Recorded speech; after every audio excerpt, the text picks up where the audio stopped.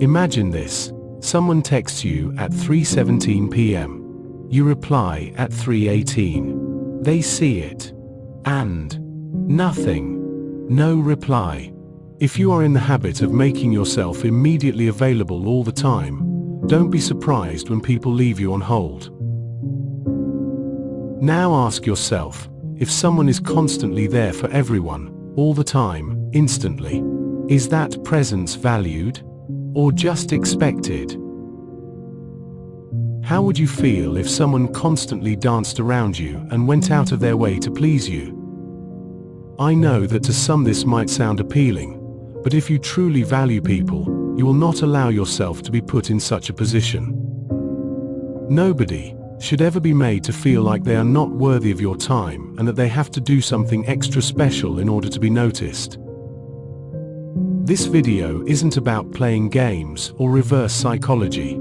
It's about preserving your worth, your energy, and your peace. Let's talk about why being too available can be the fastest way to make yourself invisible. In economics, scarcity creates value. Diamonds, vintage guitars, limited edition sneakers, all valuable because they are rare. But guess what? Your time, attention, and presence are valuable too.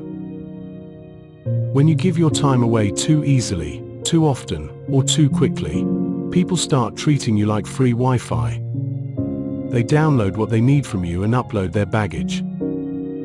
Always there, always expected, and never appreciated. Think about the people you admire or respect. Do they drop everything for every text or favor? Didn't think so. Let's be honest, humans are intrigued by what they can't fully have. It's why we binge-watch series with mysterious characters, and why those carefully crafted cliffhangers work. At least when you have to wait an entire week for the next episode to be released. But when you make yourself always reachable, always replying, always saying yes, you kill the mystery. You become an open book and predictable, and that is rarely exciting.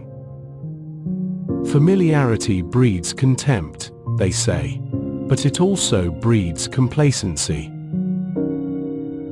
Relationships, romantic, friendly, professional, are like emotional economies.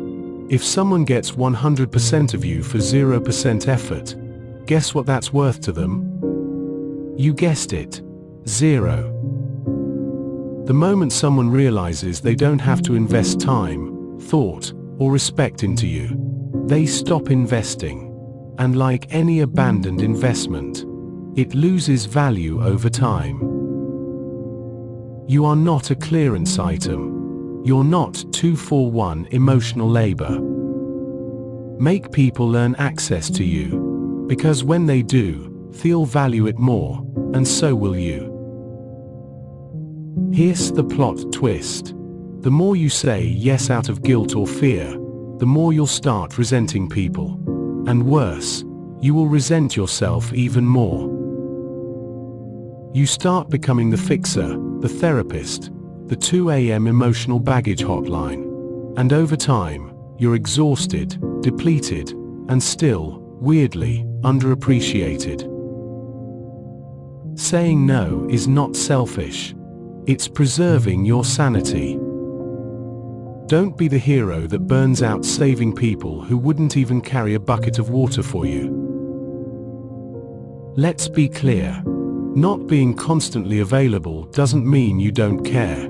It doesn't mean you're cold, disloyal, or self-centered. It means you respect yourself enough to have boundaries. Boundaries are not walls or barriers. They are filters. They let in those who reciprocate and gently keep out those who only take. Loyalty doesn't mean being someone's emotional punching bag or emotional baggage handler. It means being sustainably present, not constantly available. Think of your time like money. Would you give your entire paycheck away to anyone who asks? Would you leave your wallet open in a coffee shop for anyone to loot? Then why do we treat our time, attention, and emotional labor like an infinite ATM? You're not being rude when you don't reply immediately. You're being intentional.